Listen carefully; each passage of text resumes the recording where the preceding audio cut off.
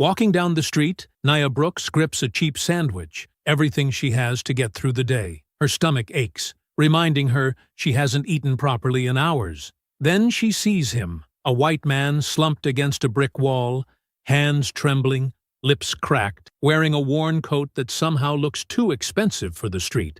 People pass without slowing down. One woman mutters, "Don't fall for it." Nia keeps walking, then stops. Her fingers tighten around the sandwich. If she gives this away, she goes hungry. If she doesn't, this man might not eat at all. He looks up at her, voice barely there. "Please." For a moment, everything freezes. Then Nia exhales and places the sandwich into his shaking hands. She walks away with nothing. What she doesn't know is that this one choice is about to bring something extraordinary to her door. Before we go any further, comment where in the world you are watching from and make sure to subscribe, because tomorrow's story is one you don't want to miss. Before sunrise, darkness still clung to the corners of their small house as Nia Brooks blinked herself awake. The alarm on her phone hadn't even gone off yet. Her body just knew when it was time. Through the thin wall, she could hear her mother moving around, getting ready for her early morning shift at the diner. Nia pushed back the worn blanket and swung her feet onto the cold floor. The house was always chilly in the mornings. Paint peeled from the corners of her bedroom walls like curling fingers. She rubbed her eyes and reached for the sweatshirt draped over her desk chair. In the kitchen, her mother stood by the counter, shoulders slumped with exhaustion. Danielle Brooks was already dressed in her waitress uniform, her hair pulled back tight. "You're up early," Danielle said, voice rough from too little sleep. "Thought I'd help with breakfast," Nia replied, moving to the cupboard. She pulled out the container of oatmeal, less than half full. Opening the refrigerator, she scanned the nearly empty shelves. A splash of milk, one yogurt, some butter. The door was cluttered with papers held by colorful magnets, mostly bills stamped with red past due notices. "I'll handle breakfast. Get your brother up," Danielle said, glancing at the clock. "I got it, Mom." Nia gently took the oatmeal from her mother's hands. "You look tired. Sit for a minute." Danielle didn't argue. That was how Nia knew her mother was exhausted beyond words.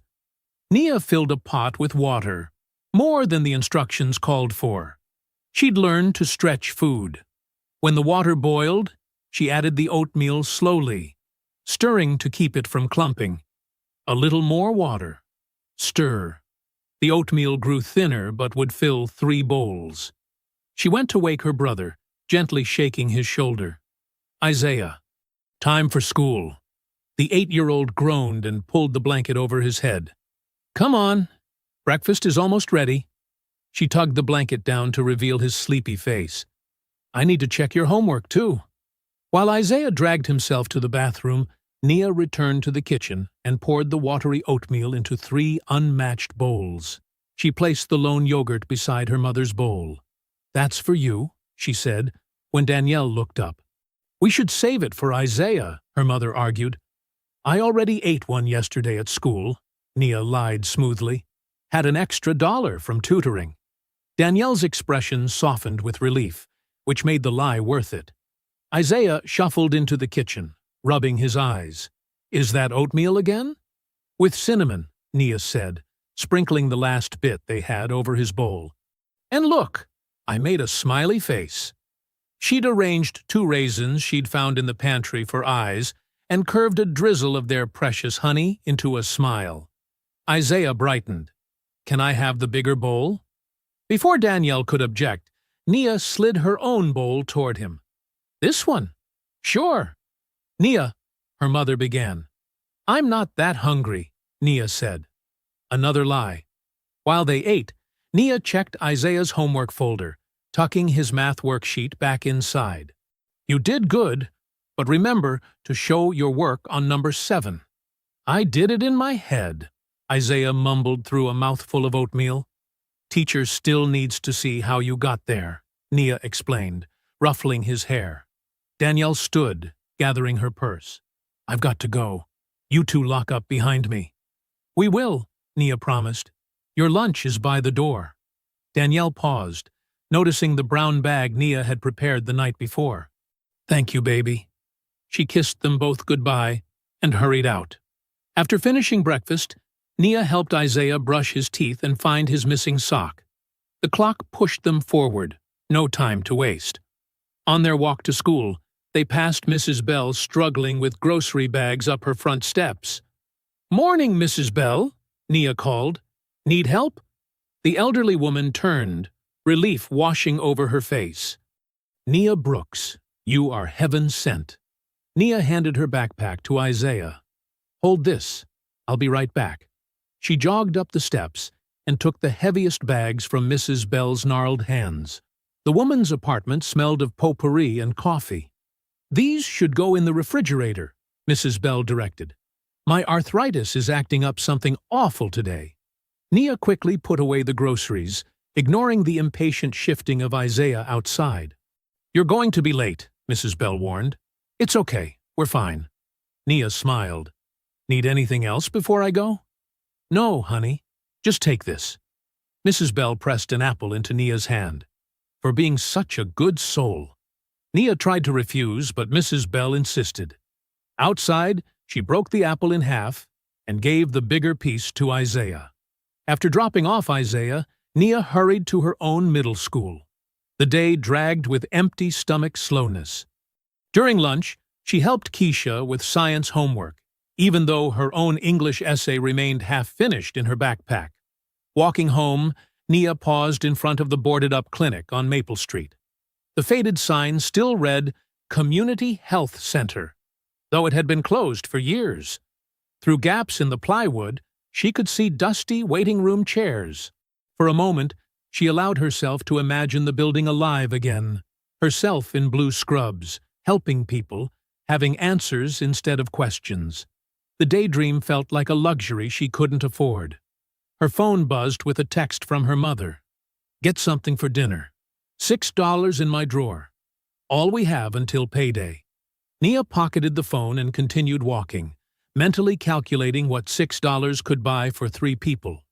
Nia pushed open the heavy school doors and stepped into the afternoon sunlight. Her stomach growled loudly, protesting the meager breakfast, and skipped lunch. She pressed a hand against her middle, as if she could quiet the noise through sheer willpower. The sidewalk stretched ahead, carrying her away from the brick building where she'd spent the last 7 hours pretending she wasn't hungry. At least no one had noticed. Or if they had, they were kind enough not to mention it. Hunger wasn't exactly unusual in her neighborhood. She reached into her pocket and pulled out the crumpled $6 her mother had mentioned in the text. $6 for dinner. $6 to feed herself and Isaiah. Her mom wouldn't eat until her late shift ended. And even then, she'd probably just have whatever the diner was throwing out at closing time. "Gotta make it count," Nia murmured to herself as she walked, mentally calculating her options. The corner store sat at the intersection of Maple and 4th, its faded blue awning snapping in the breeze. Mr. Parker's grocery had once been painted above the door, though years of sun and rain had worn away most of the letters. Inside, the fluorescent lights buzzed overhead as Nia stepped through the door, making the little bell jingle. "Afternoon, Nia," called Mr. Parker from behind the counter. His gray hair stuck out wildly from beneath his baseball cap. "Looking for anything special today?" "Just something for dinner," she answered, offering a small smile. "Your mom working late again?" Nia nodded, already moving toward the refrigerated section where the pre-made sandwiches were kept. She checked each price tag carefully, comparing ounces and ingredients. The turkey sandwich was cheapest at $3.99, though it looked thin between the bread slices. Still, it would have to do. Next, she considered the fruit. Apples were on sale, 3 for $2, but she only needed 1. A single banana was 59 cents. Perfect. She brought her selections to the counter, counting out the exact change from her palm. "Just these, please." Mr. Parker rang up her purchases. "That'll be $4.58. Nia handed over the money, tucking the remaining change, a whole $1.42, carefully back into her pocket. Maybe tomorrow they could get something from the dollar menu at the fast food place. "Take care now," Mr. Parker called as she headed for the door. "You too," she replied automatically. Outside, the late afternoon sun cast long shadows across the sidewalk. Nia tucked the sandwich and banana into her backpack, planning exactly how she would cut the sandwich when she got home. Isaiah would get the bigger half, of course. She was so lost in thought that she almost missed the figure slumped against the brick wall beside the store's entrance. A man sat there, head bowed, his clothes rumpled and stained. His white skin was unnaturally pale, almost gray, and his hands trembled where they rested on his knees. Nia slowed her steps, unsure. The man didn't look dangerous, just defeated. He wasn't shouting or waving a sign. He wasn't even looking at passers-by. As she hesitated, a middle-aged woman in a business suit strode past, giving the man a wide berth. "Probably drunk," the woman muttered to her companion. "They're always hanging around here." "Or looking for drug money," her friend agreed. "Best to ignore them." The man didn't react to their words, as if he was used to being talked about as if he weren't there. He just stared at the ground, shoulders hunched against an invisible weight. Nia started to walk past, too. She had responsibilities waiting at home, but something made her pause. The man looked genuinely ill. His breathing was shallow, his cheeks sunken. As if sensing her attention, he slowly raised his head. His eyes, when they met hers, were startlingly clear, blue and focused, despite his otherwise disheveled appearance. "Excuse me," he said, his voice hoarse but gentle. "Do you know where I might find some food around here? Maybe a shelter or a pantry?" He didn't demand or assume she would help. He just asked, as if she might have information. Nia shifted her weight from one foot to the other. The nearest food pantry was 10 blocks away, and it had already closed for the day. The soup kitchen at First Baptist only operated on Tuesdays and Thursdays. It was Wednesday. "I don't think anything's open right now," she said softly. The man nodded, accepting this information without complaint. "Thank you anyway." He lowered his gaze again, resigned. Nia felt the weight of the sandwich in her backpack. Isaiah was waiting. He would be hungry too. She had carefully planned this meal, down to the last penny. But this man, his hands were shaking badly now.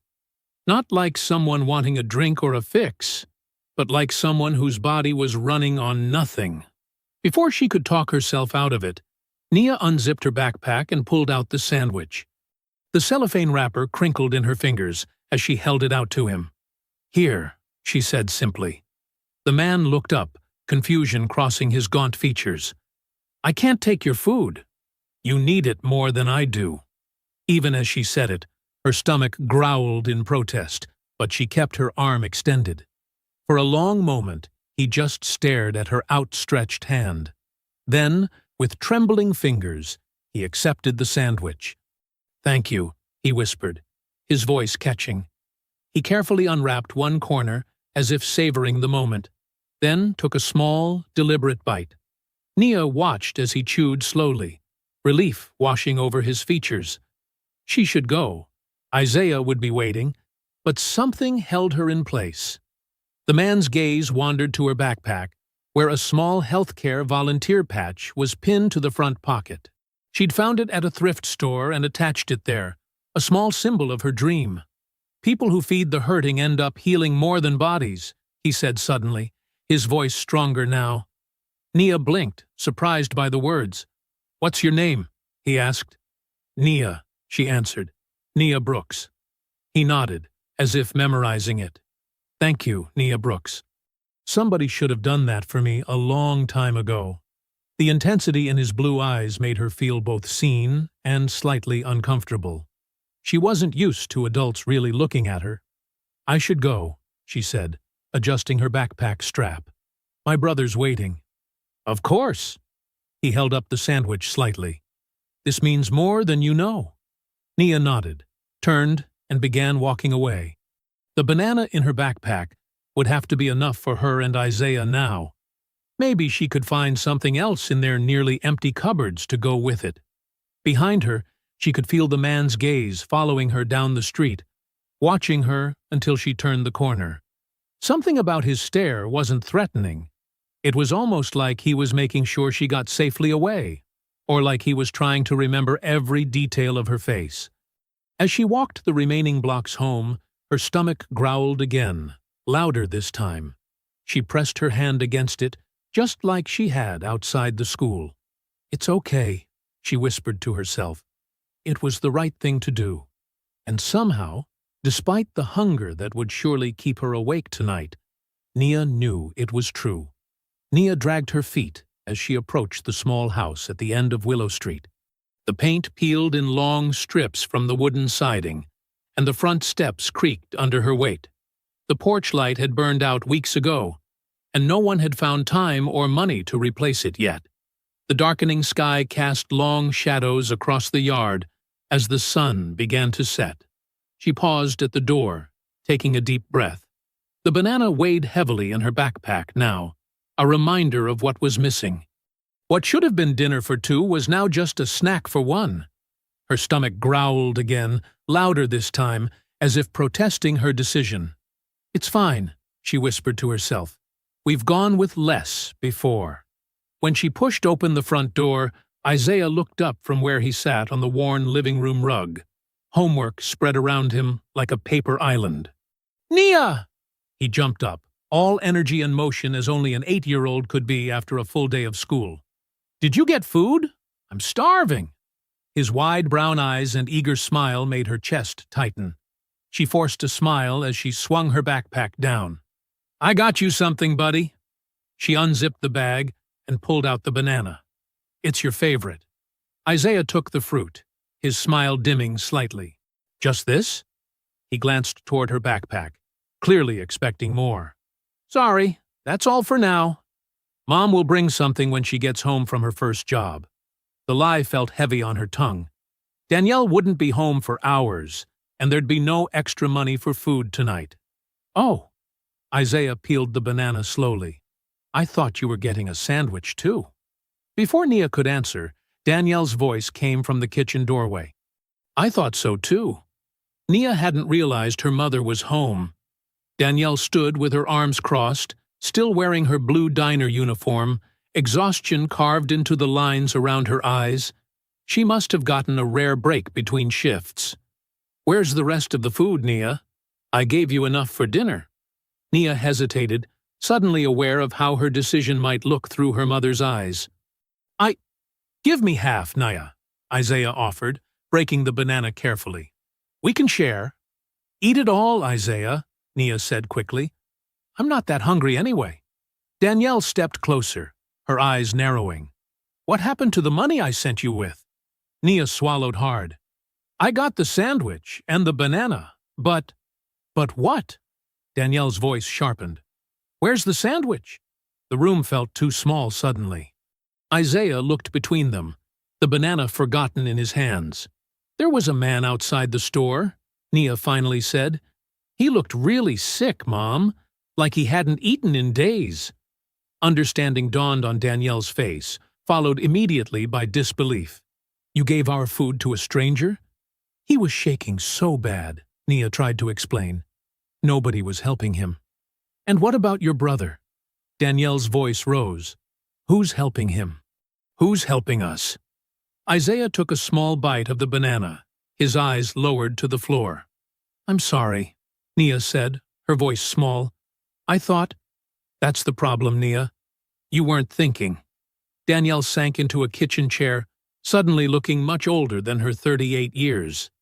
"We are the people who need help. We're the ones one missed paycheck away from the street."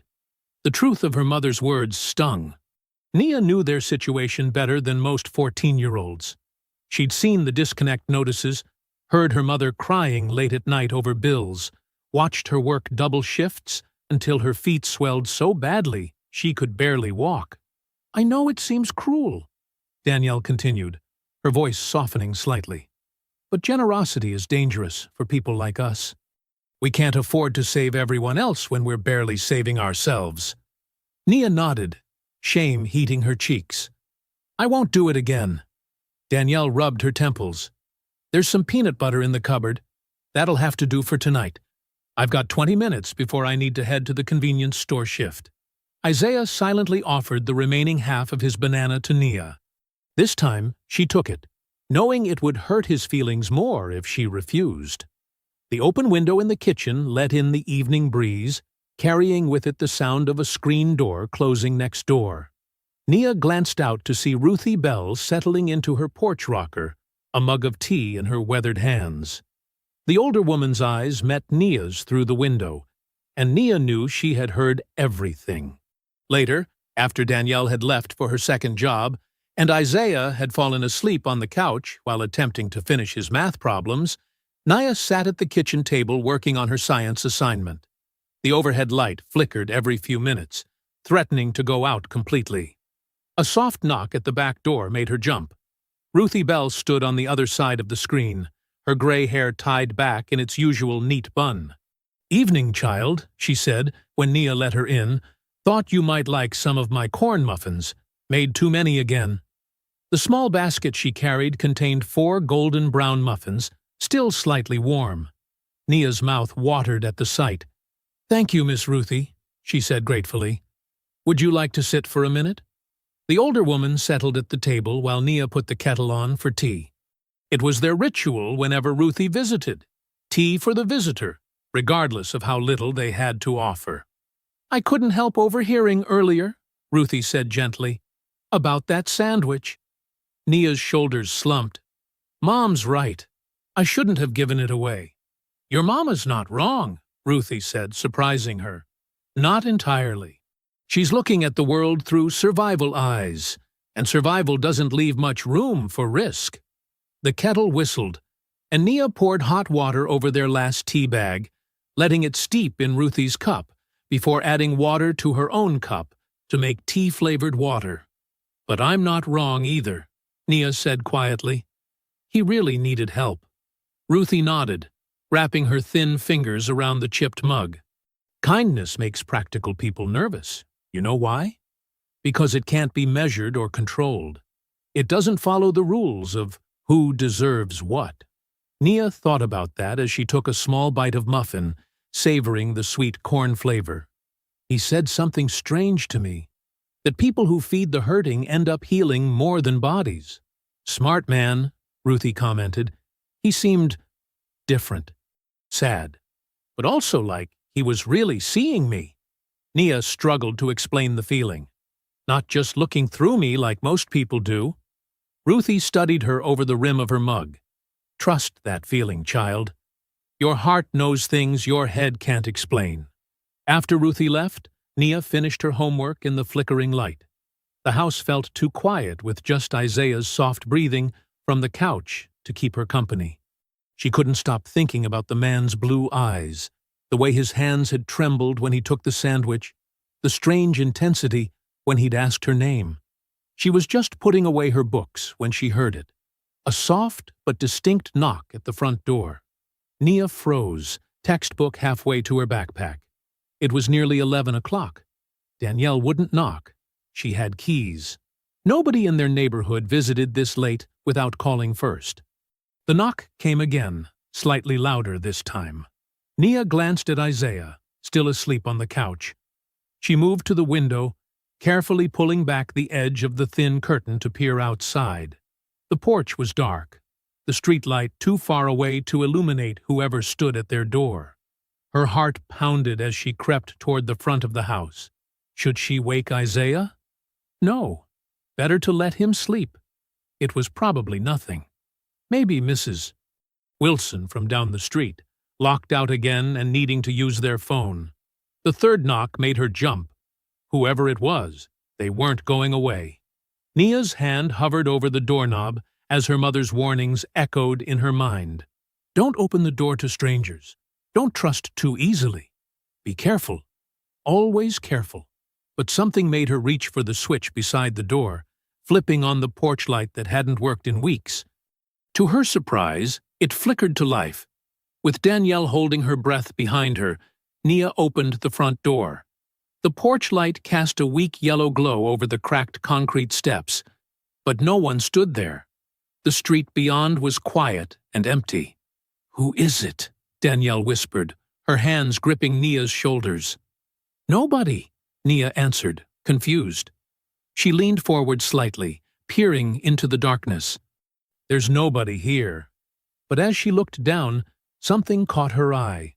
A small white square rested on their faded welcome mat. A piece of paper, neatly folded. "What's that?" Danielle asked, her voice tight with worry. She pulled Nia back a step. "Don't touch it. It's just a note, Mom." Nia bent down and picked it up before her mother could stop her. The paper was crisp and clean, folded precisely into quarters. Danielle closed the door quickly, shooting the deadbolt into place. "Let me see that." She snatched the note from Nia's hands and unfolded it carefully, as if it might bite. 3 words were written in neat, steady handwriting. "Honor still lives here." Danielle's eyebrows pulled together. "What does that mean? Who left this?" Nia took the note back, reading the words again. "I don't know." "It must be that man," Danielle said, her voice rising. "The one you gave the sandwich to. He followed you home, Nia. This is exactly what I was worried about." "But it doesn't sound threatening," Nia argued, studying the careful handwriting. "It sounds almost like a thank you." Danielle paced the small living room, where Isaiah still slept soundly on the couch, oblivious to the late-night drama. "We don't know what it means. We don't know who this person is or what they want. Maybe we should ask Miss Ruthie," Nia suggested. "She might know what to make of it." Danielle hesitated, then nodded. "I'll go get her. You lock this door behind me, and don't open it for anyone but us. Understand?" 5 minutes later, Ruthie Bell stood in their living room, wearing a faded floral bathrobe over her nightgown, her gray hair loose around her shoulders. She held the note up to the light, turning it this way and that, as if examining a rare specimen. "No signature," she murmured. "Good quality paper, though." "Do you think it's from that man I helped?" Nia asked. Ruthie handed the note back. "Can't say for sure, child, but it does have the feel of gratitude to it. Gratitude would be a simple thank you, not some cryptic message left in the middle of the night," Danielle countered, checking the locks on the windows for the second time since Ruthie arrived. "Some folks forget how to say simple things," Ruthie said, lowering herself into the armchair by the window.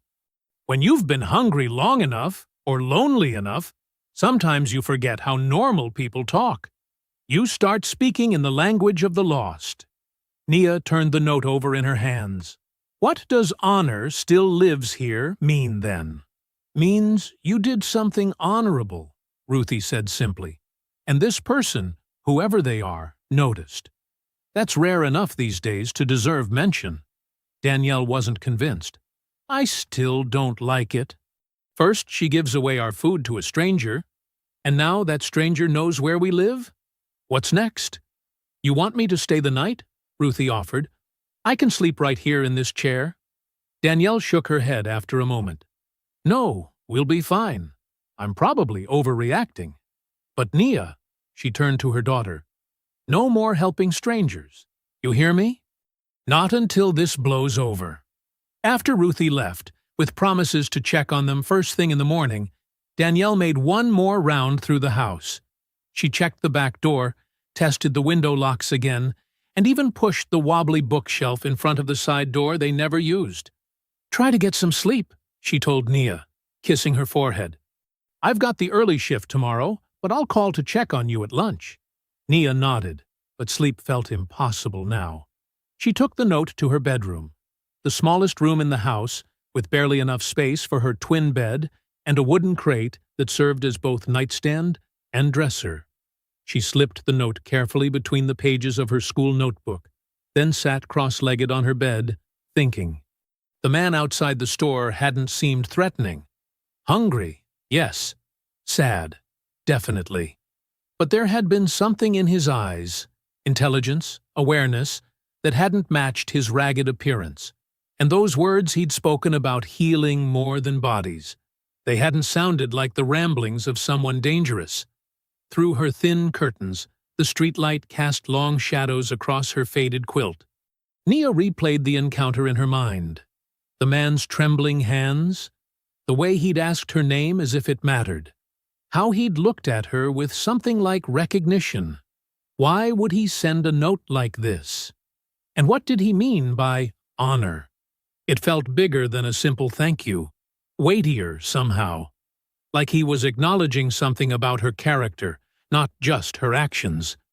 Her eyelids grew heavy as midnight came and went. She could hear her mother's restless movements in the next room, the floor creaking under her pacing steps. In the living room, Isaiah snored softly, blissfully unaware of the night's strange events. Honor still lives here. The words followed her into her dreams. When she woke, gray dawn light filtered through the window. For a moment, Nia thought the events of the night before might have been a dream. The knock, the empty porch, the mysterious note. But when she reached for her notebook, the folded paper was still there, the words still inexplicable in the morning light. She dressed quickly, hearing her mother already moving around the kitchen. The smell of their last coffee grounds brewing told her Danielle was worried enough to need the caffeine, even if they couldn't afford to replace the can until payday. "Did you sleep?"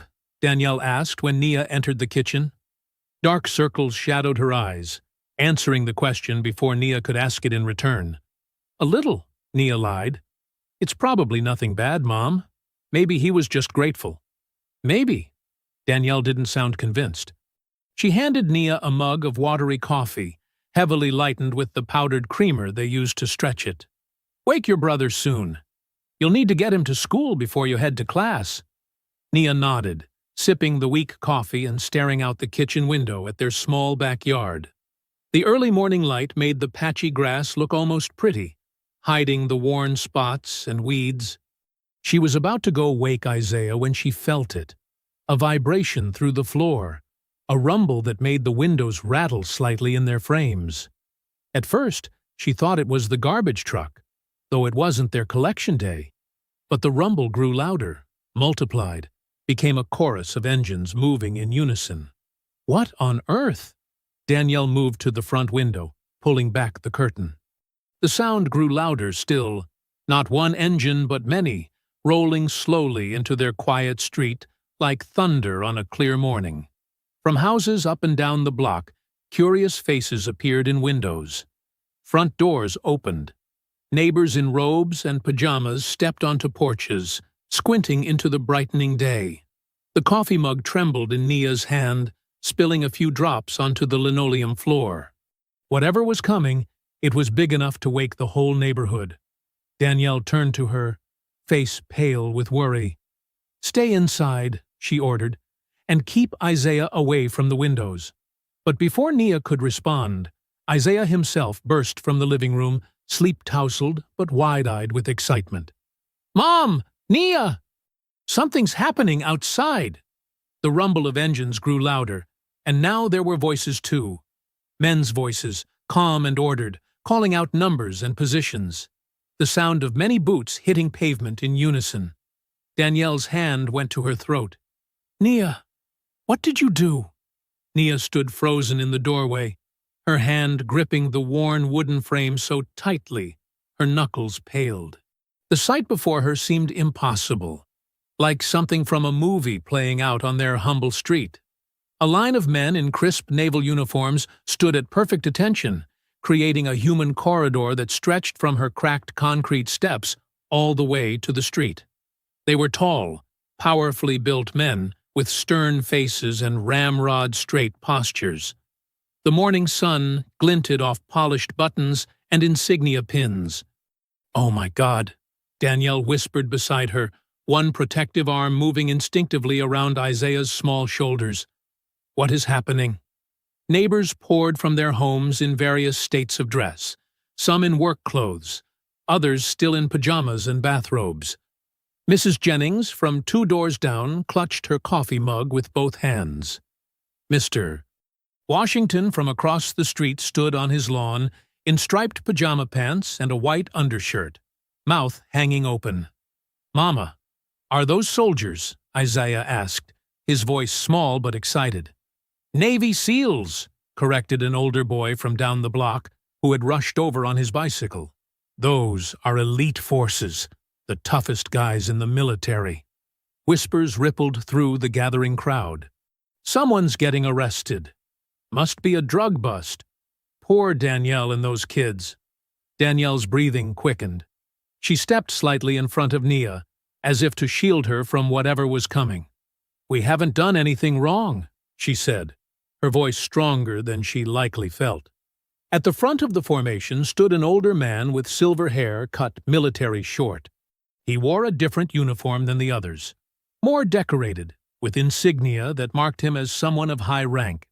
His weathered face showed lines of both authority and experience. This was clearly a man accustomed to being obeyed. He stepped forward, and the already quiet line of servicemen seemed to grow even more still, more attentive. Is this the residence of Nia Brooks? His voice carried easily across the yard, deep and measured. Nia felt her mother's hand tighten on her arm, but she stepped forward anyway. Yes, sir. I'm Nia. The man's stern expression didn't change, but something in his eyes softened almost imperceptibly. He approached the steps with measured strides, stopping at a respectful distance. Miss Brooks, I am Commander Thomas Hale, he said formally, and I want to assure you immediately that you are not in any trouble. Quite the contrary. Danielle moved forward. Then what is this about? Why are there military men outside my house at 7 in the morning? Commander Hale turned his attention to her. You must be Mrs. Brooks. I apologize for the early hour and any distress our arrival has caused. We're here at the request of someone who believes your daughter deserves public recognition. Recognition? For what? Danielle asked, confusion replacing some of her fear. The commander's gaze returned to Nia. Yesterday evening, your daughter gave her only food to a man who appeared homeless outside Corner Market. That man was Elliot Grayson. He paused, as if the name should mean something. Nia nodded slowly. Yes, I gave him my sandwich. But I don't understand. Mr. Grayson contacted me last night, Commander Hale continued. He asked that before any other version of events could circulate, honor should arrive at your door first. Isaiah tugged at Nia's shirt. You gave away our sandwich to a stranger? He whispered loudly. I'm sorry, she whispered back, suddenly feeling guilty all over again. Commander Hale overheard. Young man, your sister did something most adults wouldn't do. She saw someone suffering and helped without being asked. That kind of character deserves recognition. But who is he? Danielle pressed, still clearly suspicious. Why would giving a sandwich to someone bring all this? She gestured at the formation of servicemen. Commander Hale clasped his hands behind his back. Mr. Grayson is connected to people who still believe character matters more than circumstance. He is important to many of us who served, though he never wore a uniform himself. Ruthie Bell had made her way through the gathering crowd, her bright floral house dress standing out among the neighbors. She nodded at Commander Hale with unexpected familiarity. Thomas Hale, she said, her voice carrying a hint of surprise. Haven't seen you since your promotion ceremony. The commander's expression warmed slightly. Mrs. Bell. It's been a long time. You two know each other? Danielle asked incredulously. Ruthie smiled. My late husband served with the commander's father. Military world is smaller than you think. She turned to Hale. This about Elliot Grayson finally coming home? Something passed between them, a shared understanding that the rest of them weren't privy to. Yes, ma'am, Commander Hale replied, and finding something he thought was lost. By now, the entire neighborhood was watching. Nia felt dozens of eyes on her, curious, confused, amazed. The attention made her want to retreat back into the house, but something about the commander's dignified presence kept her rooted to the spot. I still don't understand, she said quietly. It was just a sandwich. To you, perhaps, Commander Hale replied. To him, it was proof that kindness still exists without cameras rolling or rewards being offered.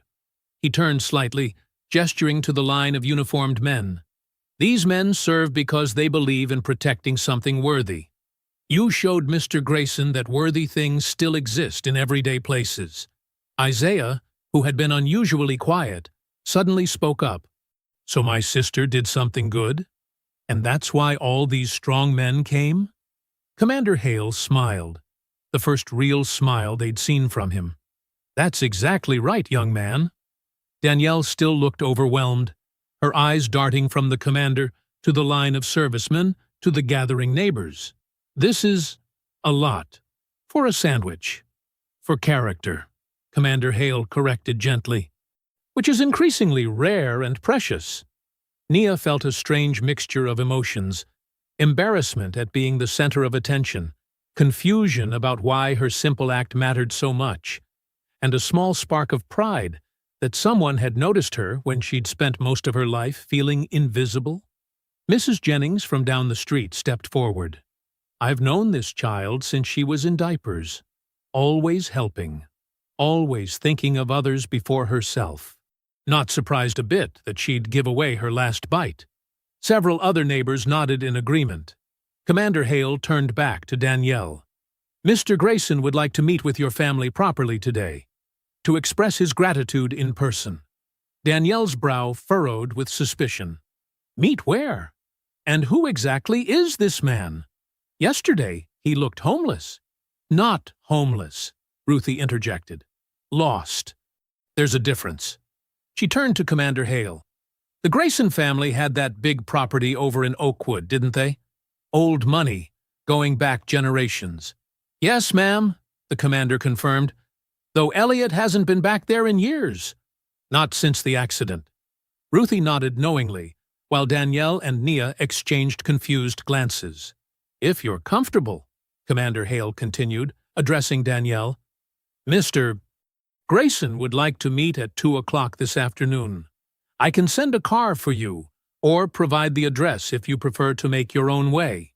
Danielle hesitated, clearly torn. On one hand, this entire situation was bizarre and potentially concerning.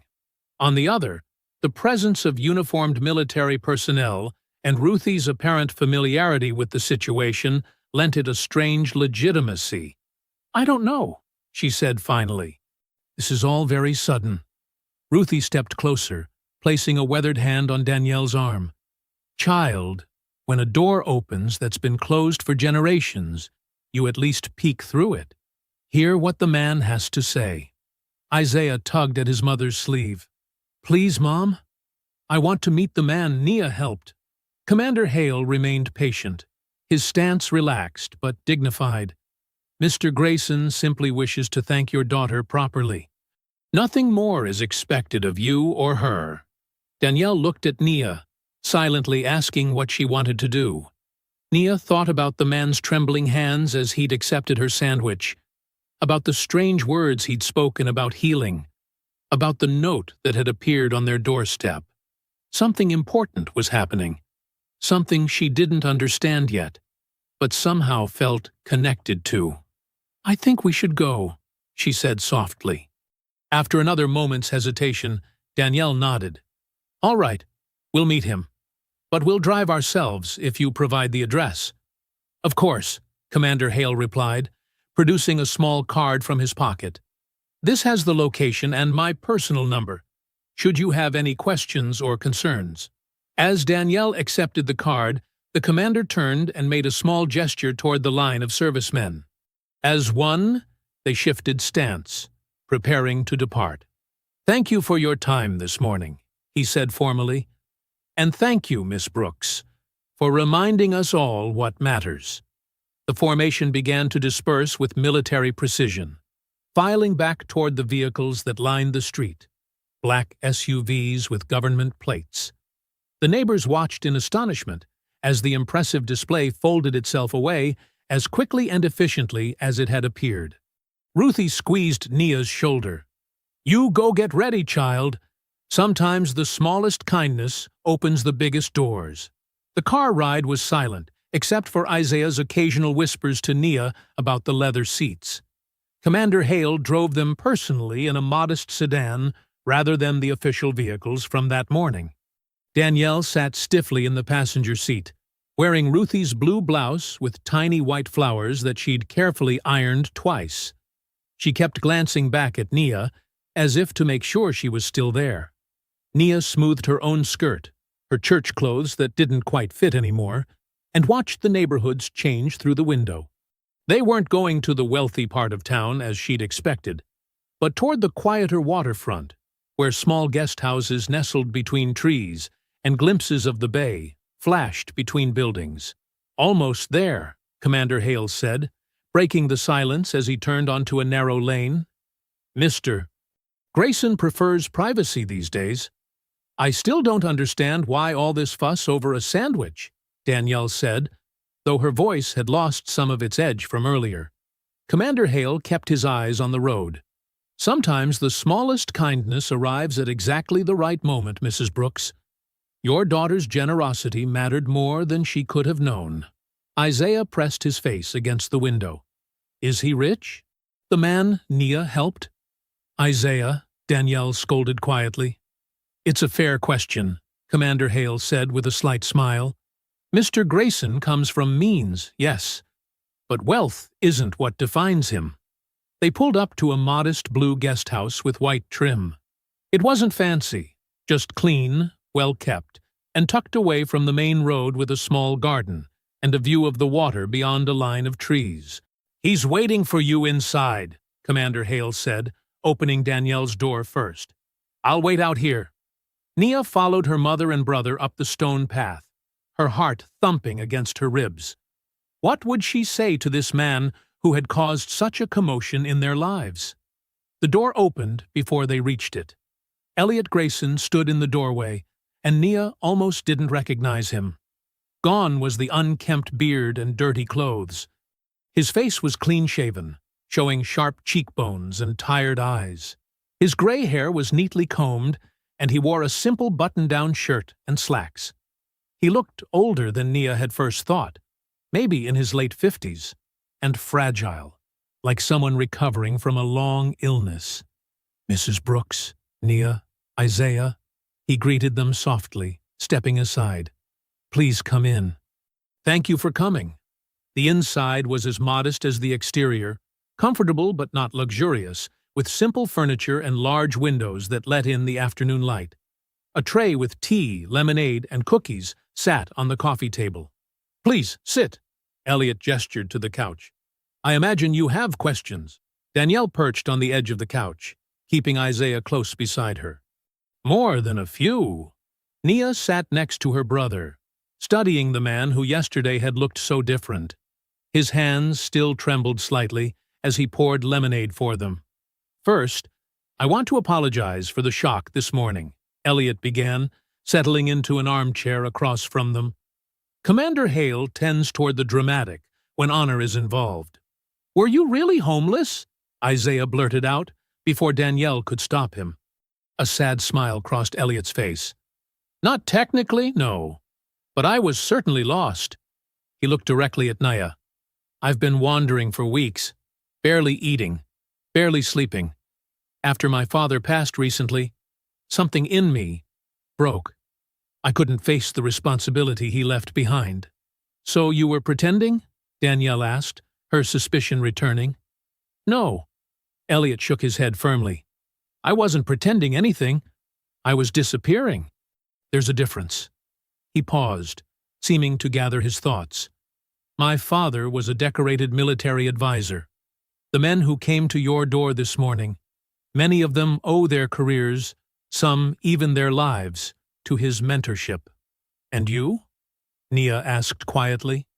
"Were you in the military too?" "No," Elliot replied. "I worked adjacent to military operations, intelligence, humanitarian coordination. Until 3 years ago, when I lost my wife and daughter in an accident overseas."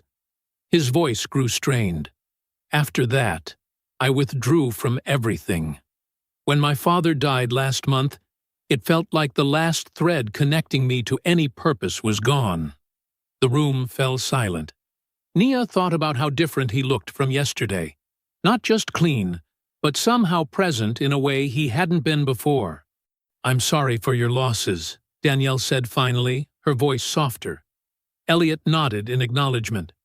"The day you saw me, Nia, I had been walking for hours without eating. I was surrendering, I suppose, giving up. Every person who passed me looked through me like I was already gone." He leaned forward slightly. "But you saw me. You didn't just give me food. You gave me dignity. You called me sir. You looked me in the eyes. And somehow, that simple human connection was enough to wake me up." Isaiah reached for a cookie, but Danielle gently moved his hand back. "Please," Elliot gestured to the tray. "That's what it's there for." As Isaiah happily took a cookie, Elliot continued. "I called Commander Hale that night because I wanted him to make sure someone acknowledged what you did. In my family, we believe recognition should meet character, especially when character appears in unexpected places." "The note," Nia said suddenly. "On our porch. That was from you?" Elliot nodded. "I wasn't ready to face you yet, but I wanted you to know that someone saw what you did." "Honor still lives here," Danielle repeated the words from the note. "What does that mean?" "It means," Elliot said carefully, "that in a world where most people walk past suffering, your daughter stopped. That kind of honor is rarer than it should be." Danielle studied him for a long moment, her expression softening as she seemed to accept his sincerity. "She's always been that way, even when we have nothing to spare." "Especially then," Elliot agreed. Nia felt her cheeks warm at their discussion. "I just did what anyone would do." "But they don't," Elliot said simply. "That's the point. People don't. I've spent weeks watching them walk by." The conversation paused as they sipped their drinks. Isaiah had migrated to looking at a collection of small wooden boats displayed on a shelf near the window. "Those were my father's," Elliot explained, noticing Isaiah's interest. "He built model ships his whole life." "They're cool," Isaiah said, carefully touching the edge of one. Elliot smiled, a real smile that reached his eyes. "You can hold that one if you'd like." As Isaiah carefully picked up the small boat, Elliot turned back to Nia and Danielle. "I know this all seems strange. A stranger appears, then Navy SEALs, then invitations to tea. But I need you to understand something important." He leaned forward, his gaze steady. "Your kindness didn't just feed me for a moment, Nia. It interrupted something much darker. I had stopped caring whether I lived or died. Your sandwich was the first time in weeks I felt like someone might notice if I disappeared." Danielle's hand went to her mouth. Nia felt a chill despite the warm room. "I'm telling you this not to burden you," Elliot continued, "but because you deserve to know the truth about what your kindness did. Sometimes we think our small actions don't matter. Yours saved my life." The room fell silent again, heavier this time. Nia tried to process what he was saying, that her simple act, done without thought of reward, had somehow pulled this man back from an edge she hadn't even known was there. After a moment, Elliot stood up. "Before you leave, there's one more place I'd like Nia to see. It's just a short walk from here, if that's all right with you, Mrs. Brooks." Danielle hesitated, looking at Nia. "It's completely safe," Elliot assured her. "Commander Hale will accompany us, of course. But I believe Nia should see what her kindness may have awakened." Nia met her mother's questioning gaze and nodded slightly. She wanted to understand what this was all about. Danielle sighed. "All right, but Isaiah and I are coming too." "Of course," Elliot agreed, relief visible on his face. "It's just down the path toward the water. We can walk there in 5 minutes." As they prepared to leave the guest house, Nia noticed how Elliot moved, carefully, like someone relearning how to exist in the world. Whatever he wanted to show her, she sensed it was important not just to her, but to him. Something about her simple act of kindness had shifted something fundamental for this man. and she was only beginning to understand the ripples it had created. "It's not far," Elliot said, as Commander Hale helped everyone into a modest navy blue sedan. Nia settled into the back seat between her mother and Isaiah, her mind spinning with questions. The drive lasted barely 5 minutes through familiar streets, but Nia's heartbeat quickened as they turned onto her daily route to school. "Wait, aren't we—" She pressed her face closer to the window as the car slowed. Commander Hale pulled to the curb directly across from the boarded-up clinic building, the same one Nia walked past every day, the same one she secretly imagined working in someday. "Why are we stopping here?" Danielle asked, her voice tight with confusion. Elliot turned in the passenger seat to face them. "This is what I wanted to show you." They climbed out of the car, standing on the sidewalk before the 2-story brick building with its plywood-covered windows and faded sign. The afternoon sun cast long shadows across its tired facade. "I don't understand," Danielle said, keeping one hand firmly on Isaiah's shoulder. Elliot pulled a ring of keys from his pocket. "This building belonged to my father's estate. Now it belongs to me." Nia stared at him, the connection suddenly clicking into place. "Your family owns this?" "Yes." Elliot fingered the keys nervously. "My father purchased several properties in this neighborhood years ago as investments. This clinic operated for nearly 20 years before closing 5 years ago when funding dried up." Commander Hale stood a respectful distance away, his posture alert but relaxed enough to suggest no threat existed here. "Since my father died," Elliot continued, "I've been unable to decide what to do with his properties. Sell them? Leave them empty? Donate them?" He gestured toward the building. "This one in particular has been difficult." "Why?" Nia asked. "Because it once mattered," Elliot replied simply. "It once helped people." He moved toward the front entrance, unlocking a heavy padlock on the chain that secured the door. "Would you like to see inside?" Danielle hesitated, but Nia stepped forward eagerly. "Yes, please." With a firm tug, Elliot pulled open the door. A rush of stale air greeted them as they stepped inside. Dust motes danced in the beams of sunlight streaming through cracks in the plywood coverings. "Watch your step," Commander Hale cautioned, following behind them. The reception area was empty, except for a battered desk and a few broken chairs. Faded outlines on the walls showed where posters and signs once hung. Isaiah clung to Danielle's hand, unusually quiet as they moved deeper into the building. It was a community health center, Elliot explained, leading them down a hallway where doors opened to small exam rooms, basic care, vaccinations, prenatal services, nutrition counseling. Nia walked slowly, taking in every detail. Despite the peeling paint and cobwebs, she could see what this place had once been, and what it could be again. In her mind, she transformed the empty spaces, fresh paint on the walls, proper exam tables instead of dust outlines, cabinets stocked with supplies, a play area for children in the waiting room. "I always wondered what it looked like inside," she said softly. Elliot watched her face closely. "You've thought about this building before?" Nia nodded, suddenly self-conscious. "I pass it every day going to school. Sometimes I imagine—" "Imagine what?" Elliot prompted gently when she trailed off. "What it would be like to work in a place like this someday," Nia admitted. "To help people who can't afford regular doctors. People like us." Something shifted in Elliot's expression. A softening. A certainty replacing doubt. "How long have you wanted that?" he asked. "Since I was little," Nia said. "My grandmother got sick when I was 8. We couldn't afford care until it was too late." She touched the peeling wallpaper. "Places like this matter." Danielle watched her daughter with a mixture of pride and concern. "Nia's always wanted to work in healthcare. But college is expensive, and—" She stopped herself. "And families like yours rarely get the chances you deserve," Elliot finished quietly. They continued through the building, past a small kitchen area, storage rooms, and upstairs to offices, and a community room with a collapsed table. Throughout, Nia kept seeing possibilities where others might see only decay.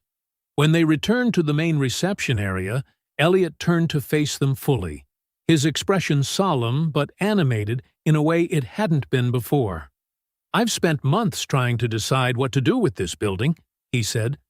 "Sell it to developers? Let it continue rotting? Neither felt right, but I couldn't see another option." He looked directly at Nia. "Until yesterday." "What changed yesterday?" Nia asked, though something inside her already knew the answer. "I met someone who sees people instead of problems," Elliot said simply. "Someone who gives even when she has almost nothing." He took a deep breath. "I want to reopen this clinic." The statement hung in the dusty air. Isaiah fidgeted, but everyone else remained perfectly still. "Not just reopen it," Elliot continued. "Transform it. Make it what this neighborhood needs. Health care, yes, but also nutrition support, counseling, job assistance, after-school programs." His voice grew stronger with each word. "And I want your family to be part of making that happen." Danielle's eyes narrowed. "What exactly are you saying?" "I want to fund 3 things," Elliot said, his gaze steady. "First, the complete renovation and reopening of this clinic.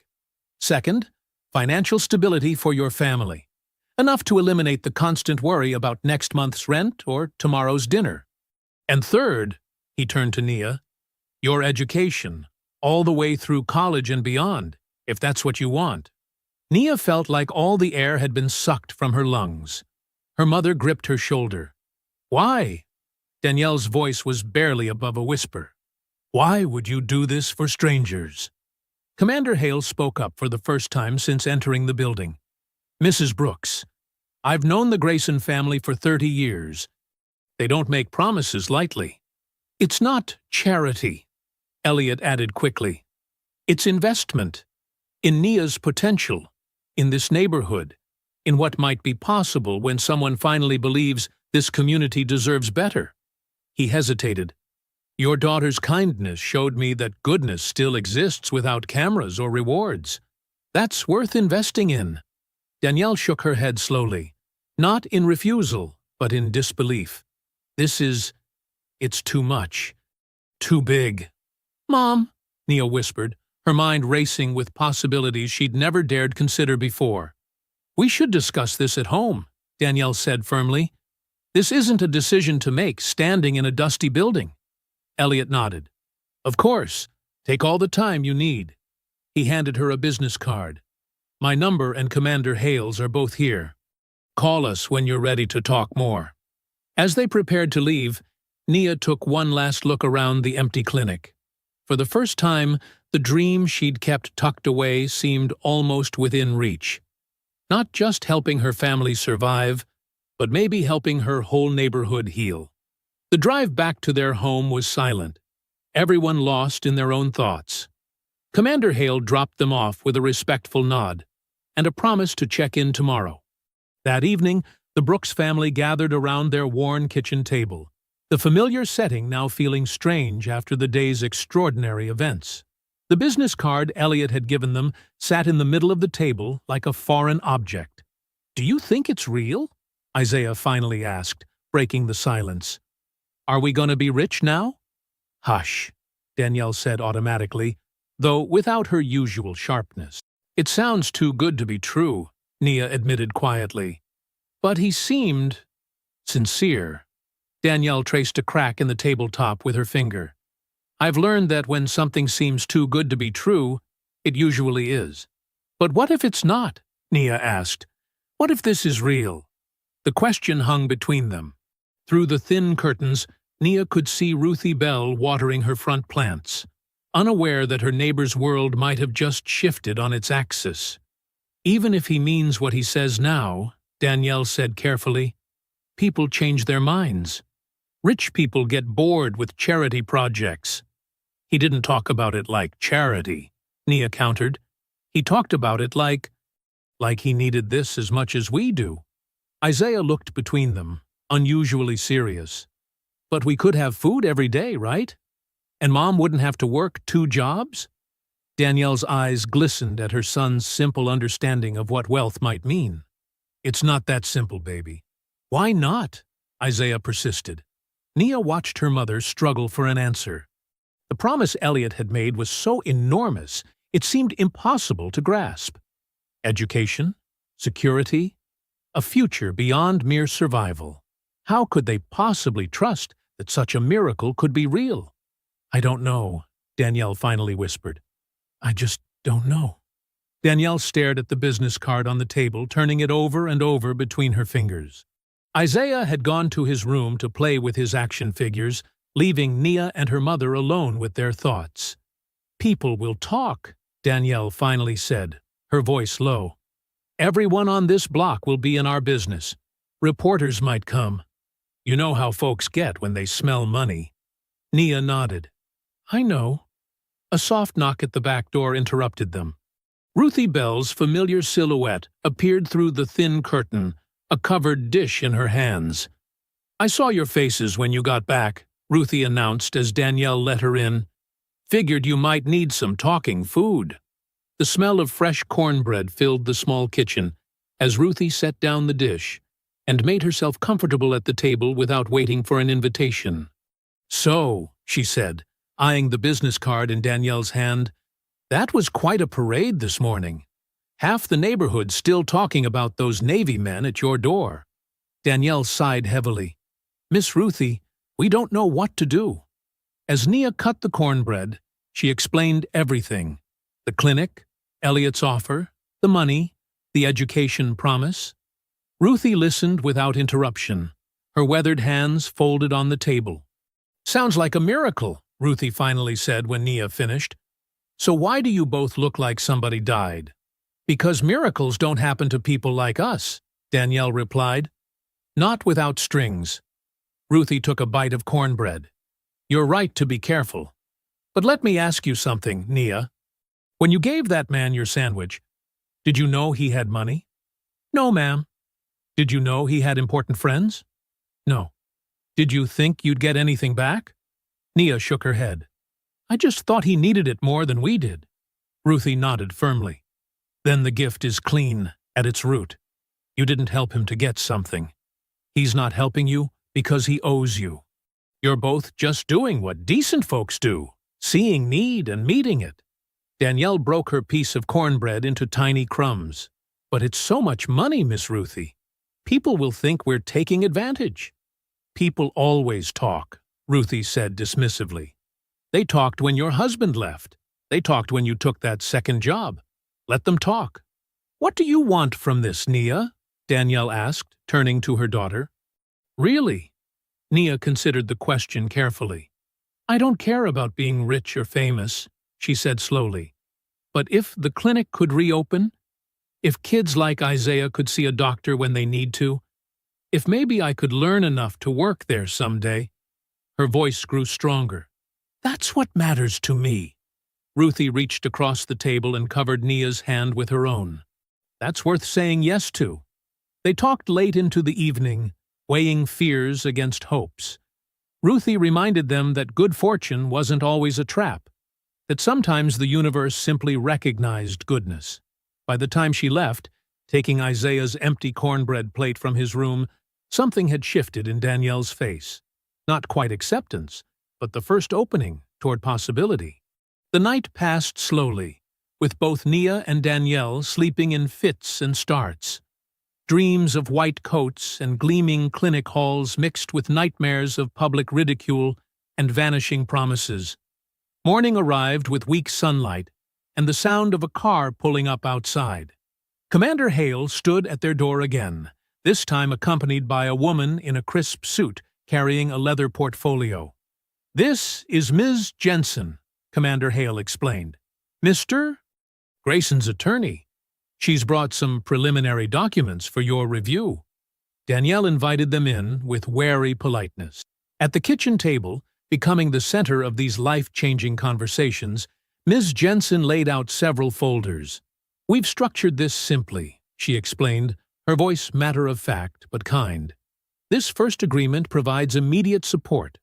Home repairs, utilities, basic necessities. The second establishes an educational trust for Naya, accessible for college and professional training.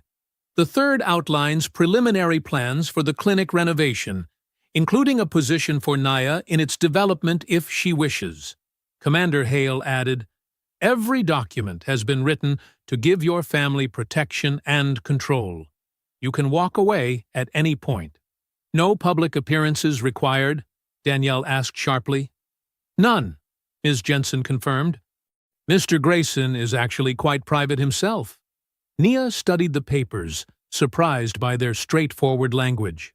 There were no complicated conditions, no demands for family control, just support, opportunity, and respect. After nearly an hour of questions and explanations, Danielle picked up the pen Ms. Jensen offered. Her hand trembled slightly as she signed the first document, then steadied. "I'm doing this for my children," she said quietly. "For their future." Commander Hale nodded. "Mr. Grayson will be pleased." By early afternoon, as Ms. Jensen's car pulled away, Nia noticed a small crowd gathering at the end of their block. 2 people with cameras, neighbors whispering. A van with a local news logo parked across the street. "It's starting already," Danielle murmured, watching from behind the curtain. "The story's getting out." Nia stood beside her mother, watching as more people arrived. Their curious faces turned toward the small house where a sandwich had somehow changed everything. "What do we do now?" she whispered. Nia walked slowly down her street, textbooks clutched against her chest. The scene ahead made her steps falter. 3 news vans were parked along the curb. A small cluster of reporters stood on the sidewalk near her house. Neighbors she barely spoke to were gathered in excited groups, pointing toward her home. "There she is!" someone called out. Cameras swiveled in her direction. Nia froze, unprepared for the sudden attention. "Nia!" A familiar voice cut through the noise. Principal Price was striding toward her, tall and purposeful in her navy blazer. She reached Nia's side and placed a protective hand on her shoulder. "Let's get you home," Principal Price said firmly, guiding her through the crowd. The reporters called out questions that blurred together in Nia's ears. "Is it true you saved a millionaire's life? Did you know who he was when you gave him food? How does it feel to be rewarded for your kindness?" Commander Hale stepped from the porch, his presence instantly commanding respect. He moved toward them, creating a path through the onlookers. "School officials and family only," he announced in a voice that didn't need to be raised to be heard. The crowd reluctantly parted. Once inside, Nia found her mother sitting stiffly on the couch, with a young woman holding a small recorder. Danielle's face showed the careful politeness she used with bill collectors. "Just a few more questions, Mrs. Brooks," the reporter was saying. "Our readers would love to know how this changes things for your family." In the kitchen, Elliot sat at the table with architectural drawings spread out before him. He looked up when Principal Price entered with Nia. "Perfect timing," he said, standing to greet them. "Principal Price has been sharing valuable insights about student needs." Principal Price turned to Nia, her eyes serious. "I'm proud of you, Nia. Extremely proud. But I want you to remember something important. Public stories turn people into symbols faster than they tell the truth. Stay grounded in who you actually are." Isaiah bounced around the kitchen, unable to contain his excitement. "They put our house on TV, and they said Nia's a hero." Ruthie Bell appeared from the back porch, carrying a pitcher of sweet tea. "Fame's a blessing with sharp edges," she commented, pouring glasses for everyone. "Cuts both ways." Elliot gestured for Nia to join him at the table. "Principal Price has been helping me understand how the clinic could serve students," he explained, pointing to different areas on the drawings. "Food storage here, counseling rooms, basic medical care, after-school programs." Nia leaned over the plans, something expanding in her chest. This wasn't just about her family escaping bills and hunger anymore. These rooms could help kids who came to school hungry, teenagers who needed someone to talk to, parents working too many jobs to make doctor appointments. "What do you think?" Elliot asked quietly. It could change everything, Nia whispered, tracing the outline of a waiting room. Danielle finally escaped the reporter and joined them, her shoulders tight with tension despite her polite smile. She studied the drawings without comment. As evening fell, the crowds outside thinned. Commander Hale departed with a respectful nod. Principal Price hugged Nia before leaving, whispering, "Remember who you are." After dinner, a messenger delivered a large envelope. Inside were detailed architectural sketches and a handwritten note from Elliot. "These are just ideas. Tell me what real families in your neighborhood actually need. This should be built with your wisdom, not just my resources." Later, lying in bed, Nia spread the sketches across her blanket. She traced the lines of future exam rooms, community spaces, and counseling offices with her fingertips. For the first time since the seals had appeared at their door, she let herself fully believe. This was real. Life was actually changing. Morning sunlight streamed through the cracked window in Nia's room, catching dust motes that danced in the golden light. She woke to unfamiliar sounds, men's voices, the clunk of toolboxes, the measured tap of a hammer. For a moment, she thought she was dreaming. Danielle poked her head into the bedroom. "Get up, sleepyhead. The repair crew is here. They're checking the roof and that broken kitchen pipe." Nia jumped out of bed, surprised to find her mother almost smiling. Isaiah was already in the hallway, following a plumber like an eager shadow. "Can I hold that wrench?" he asked the man, who chuckled and let him carry the smaller tools. Nia dressed quickly, her movements lighter than they had been in years. Her phone pinged with an email notification from Principal Price. "Good morning, Nia. I've spoken with the school board about supporting the clinic initiative. They're very interested in how it could help our students. Perhaps you could present some ideas next month? So proud of you." Principal Price. Danielle actually hummed as she made breakfast. Real eggs, not watered-down oatmeal. The refrigerator had food in it. The electricity bill was paid. The repair crew promised to fix the leaky bathroom ceiling by the end of the week. "Don't be late for school," Danielle called, as Nia grabbed her backpack. The walk to school felt different. Neighbors waved. A mail carrier called her by name. For once, Nia wasn't carrying the weight of adult worries on her 14-year-old shoulders. But by lunchtime, everything changed. "Nia, you need to see this." Tasha, a girl from her math class, thrust a phone in Nia's face. On the screen was a video, grainy security footage from inside the corner store. It showed Nia buying the sandwich, then walking out. The next clip jumped to show her handing it to Elliot. "Read the comments," Tasha said, her voice hushed. The comments scrolled by quickly. Totally staged. She knew who he was. Looking for handouts. Scamming a veteran. Nia's stomach turned to ice. That's not what happened. They cut out everything between. He was sitting there for at least 10 minutes before I came out. "People are saying you guys planned it all," Tasha continued. "And this developer guy is all over TV talking about it." During afternoon classes, Nia couldn't focus. Her phone kept buzzing with texts from Ruthie and Isaiah. By final bell, she felt sick with worry. She practically ran home, only to find Danielle pacing the living room while the repair crew packed up their tools outside.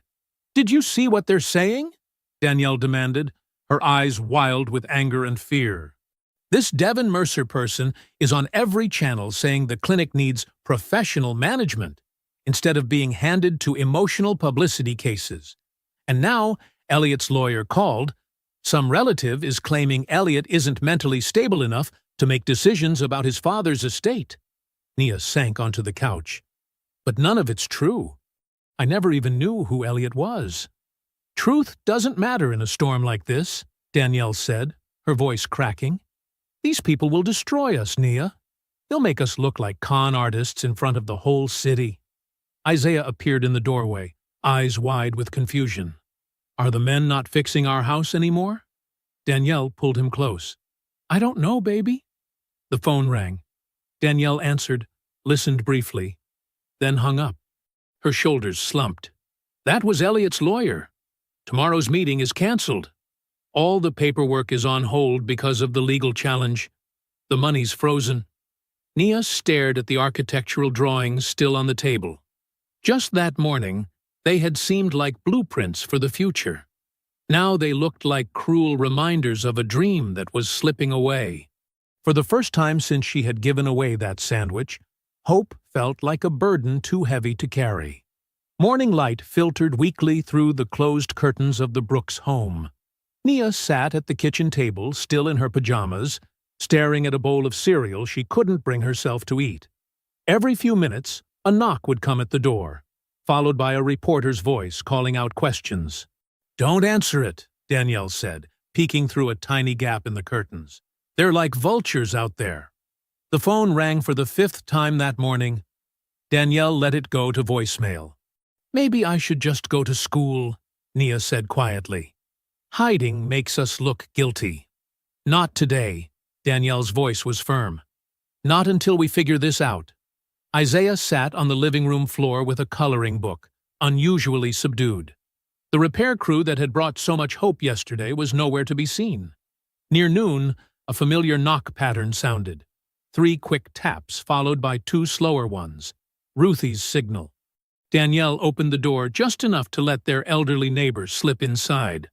"You can't hide forever," Ruthie said, setting down a casserole dish. "People are talking." "Let them talk," Danielle snapped.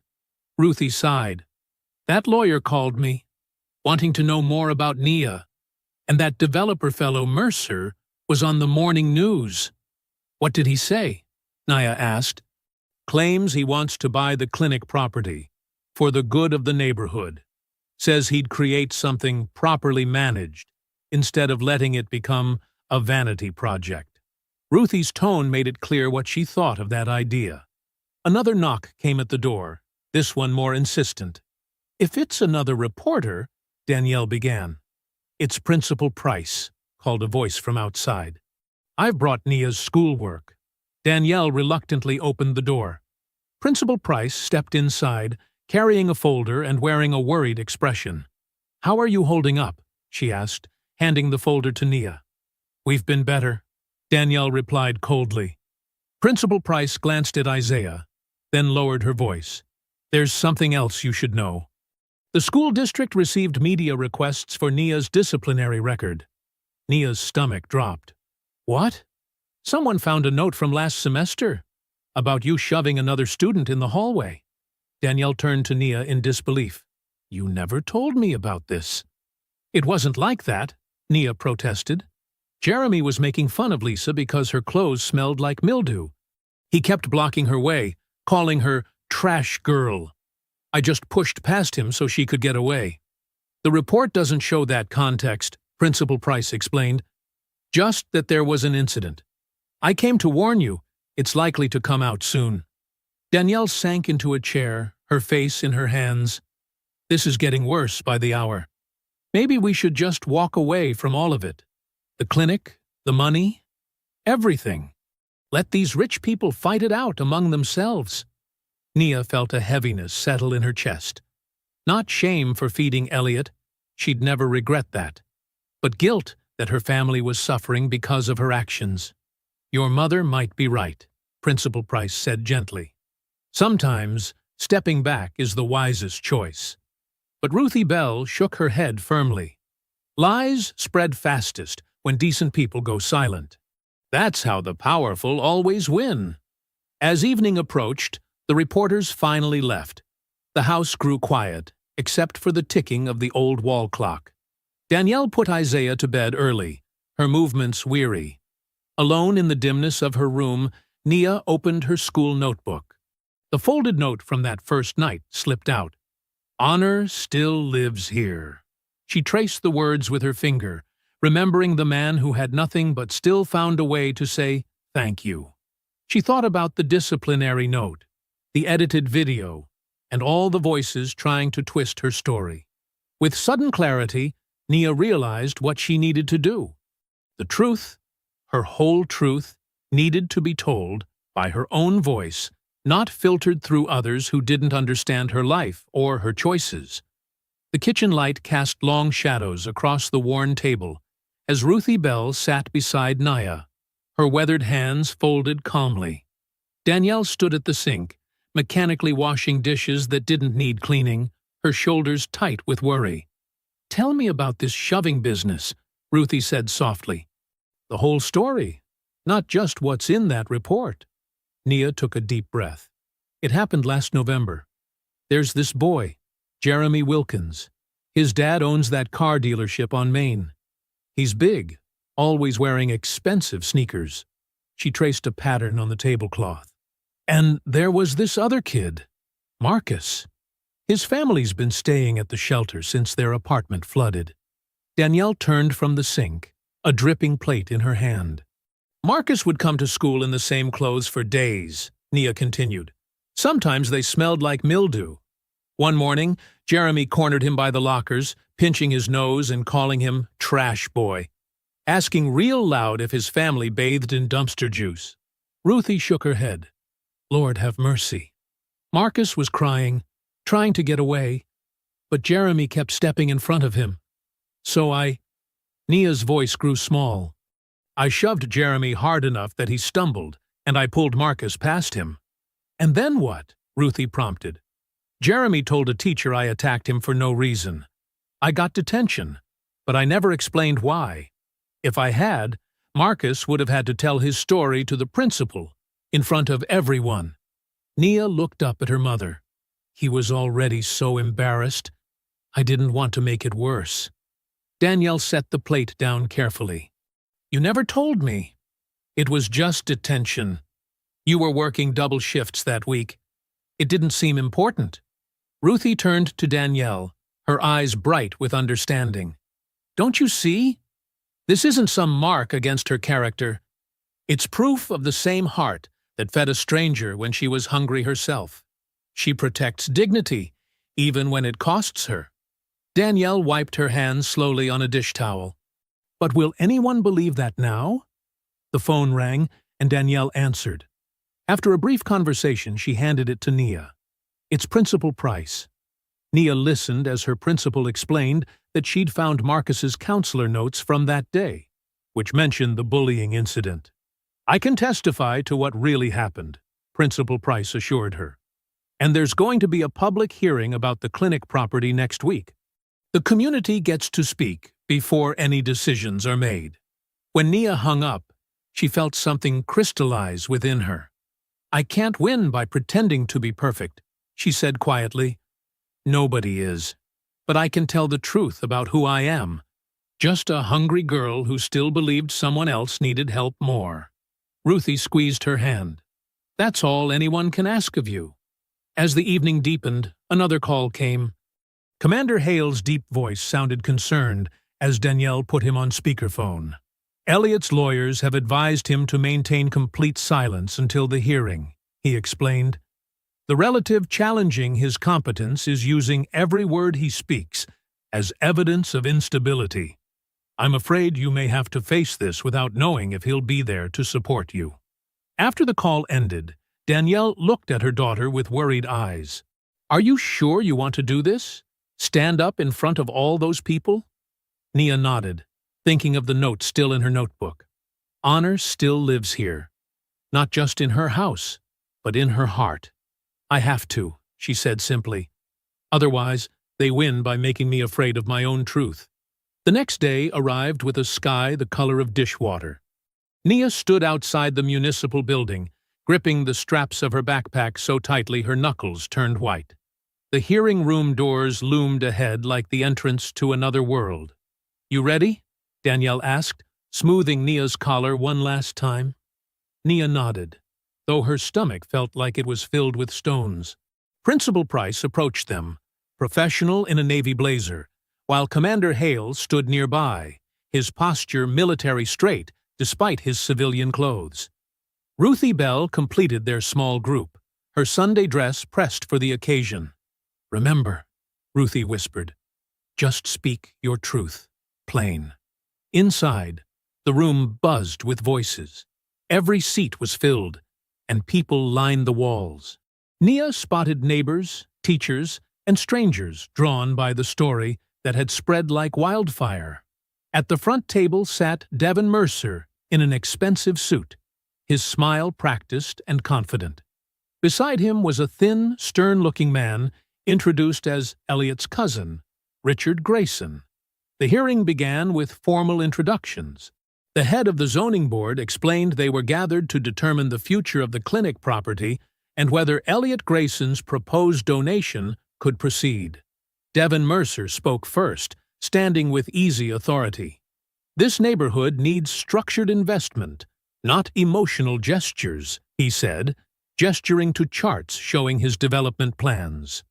"While the story of a sandwich is touching, we need sustainable solutions from experienced professionals, not impulsive charity driven by a viral moment." His words were smooth, reasonable-sounding, and they made Nia's kindness seem small and foolish. Richard Grayson followed, his voice tight with what sounded like concern. "My cousin has suffered tremendous loss. His grief has made him vulnerable to manipulation." He glanced pointedly at the Brooks family. "These sudden, grandiose gestures are not in character for the careful businessman I've known for decades. He needs protection, not encouragement to give away family assets based on sentiment." When Nia's turn came, the room went quiet. She walked to the microphone, her legs trembling beneath her. The faces before her blurred. "I'm not perfect," she began, her voice barely above a whisper. "I get hungry. I get mad sometimes. I've messed up at school." She took a breath. "When I gave Mr. Grayson that sandwich, I didn't know who he was. I just knew he looked like he needed food, more than I did right then." Her voice grew stronger. "And yes, I once shoved a boy at school. He was mocking another kid for being poor, for smelling bad because his family was living in a shelter. I didn't tell anyone why because I didn't want to embarrass that kid more." The room stayed silent as she continued. "People keep asking if I deserve what might happen after I gave away that sandwich. But that was never the point. The point is, hungry people deserve food before they deserve suspicion." From the corner of her eye, Nia saw Danielle slowly straighten in her seat, chin lifting, eyes bright with something that looked like pride. The board members exchanged glances. Something had shifted in the room. Nia's unpolished honesty stood in stark contrast to the rehearsed presentations that came before. "Thank you, Miss Brooks," said the board chairperson. "If there are no other speakers, we'll move toward deliberation." The double doors at the back of the room swung open with a decisive click. Heads turned. Conversations stopped mid-sentence. Elliot Grayson walked in, pale but steady, his eyes finding Nia's across the crowded room. The crowd fell silent as Elliot Grayson walked steadily down the center aisle. His face was thinner than when Nia had last seen him, but his eyes were clear and focused. His lawyer half rose from his seat, alarm flashing across his face. "Mr. Grayson, we discussed waiting until—" Elliot raised a hand, silencing him. Instead of joining his legal team or sitting with his cousin, he moved directly to stand beside Nia at the microphone. "I need to speak," he said simply to the board. "And I need to do it standing next to the person who saved my life." Richard Grayson's face tightened. "My cousin is not well enough to—" "I'm perfectly capable of speaking for myself," Elliot cut in, his voice stronger than his frame suggested. "And I'm here to correct several misrepresentations." He placed both hands on the podium to steady himself. "First, Nia Brooks and her family never asked me for anything. Not money, not opportunity, not even recognition. When she gave me that sandwich, she had no idea who I was, or what I might be able to offer in return." Elliot turned briefly to look at Nia. "What no one in this room except Commander Hale knows is that I had stopped eating for days. I wasn't just hungry. I was surrendering. After losing my wife and daughter, after my father's passing, I had decided that continuing wasn't worth the effort." A hush fell deeper over the room. The sandwich wasn't just food. It was the first genuine human kindness I'd experienced in months that asked nothing in return. He reached into his jacket pocket and withdrew a folded piece of paper. The note left on the Brooks' porch that night. "Honor still lives here." That was from me. I wanted them to know that goodness had been recognized, even before I was ready to reveal myself. Elliot handed a folder to the board chairperson. Before this challenge was ever filed, I had already signed documents placing the clinic property into an independent nonprofit structure. It cannot legally be seized for private development regardless of today's outcome. Devin Mercer's confident smile faltered. "But there's something else." Elliot's voice grew stronger. "My father left behind more than just the clinic building. He established a community trust for underserved neighborhoods, a substantial fund I've never activated because my grief convinced me no worthy missions existed anymore." He looked at Nia again. I was wrong. The room remained perfectly still as Elliot continued. "The trust will now fund complete repairs for the Brooks home, a full educational scholarship for Nia through medical school if she chooses that path, and reopen the clinic debt-free with expanded services, meal programs, counseling, youth internships, and health outreach programs designed with neighborhood input." Richard Grayson's face had gone pale. Mercer's plans were collapsing visibly as board members studied the legal documents Elliot had provided. "My father believed in recognizing character when you find it," Elliot said. "I'm finally honoring that belief." The stunned silence lasted only seconds before breaking into murmurs, then scattered applause that grew until it filled the room. Nia stood frozen, barely breathing, until she felt her mother's warm hand find hers and squeeze tight. Danielle's eyes glistened as she looked at her daughter, pride and wonder replacing the caution she had carried for so long. Over the following months, workers restored the clinic building, transforming peeling walls into freshly painted spaces. The Brooks home received long-needed repairs, a new roof, fixed plumbing, and sturdy front steps. Through it all, Nia attended every planning meeting for the clinic while keeping up with schoolwork and helping Isaiah with his homework each evening. On opening day, spring sunshine warmed the freshly painted sign, "Brooks Grayson Community Health Center." A red ribbon stretched across the entrance, where just months before, boards had sealed away all possibility. "Can you believe it?" Isaiah whispered, tugging at Nia's sleeve. He wore a clip-on tie that Commander Hale had given him for the occasion. "Almost can't," Nia admitted, smoothing her new dress, the first she'd owned that hadn't belonged to someone else first. Inside, the transformation was even more striking. Clean exam rooms lined one hallway. A counseling office featured comfortable chairs and children's books. The pantry wall stood fully stocked with healthy foods, and a youth volunteer desk waited near the entrance, designed with Principal Price's careful input to include students as helpers rather than just recipients.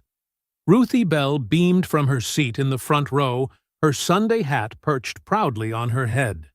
"Told you blessings sometimes arrive sounding like trouble first," she called to Nia. Commander Hale stood at attention with 5 other veterans who had volunteered labor during the renovation. Their presence lent a quiet dignity to the occasion, a reminder that honor had indeed arrived at Nia's door that fateful morning.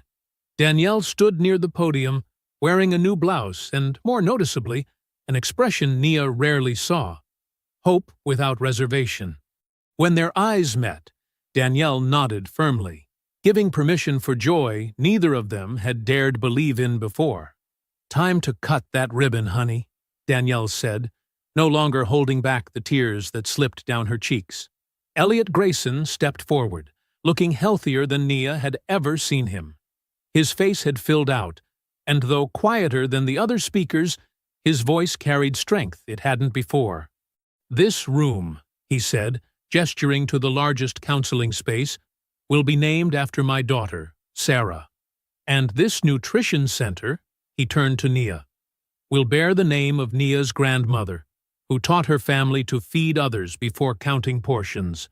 Nia stepped up to the ribbon, large scissors in hand. The crowd applauded as she made the cut, officially opening a place that had lived only in her imagination for so long. Later, after speeches ended and most guests had gone home, Nia noticed a small boy lingering near the food shelf. He kept his eyes down, shoulders hunched, pretending to be interested in a pamphlet while stealing glances at the sandwiches. She recognized that look. She'd worn it herself many times. Nia approached him slowly. "Those are really good," she said, nodding toward the food. "Would you like one?" The boy hesitated, then nodded slightly. She wrapped a sandwich in a napkin and placed it in his hands. "You don't have to wait until it gets worse, you know," she said gently. "That's why we're here now."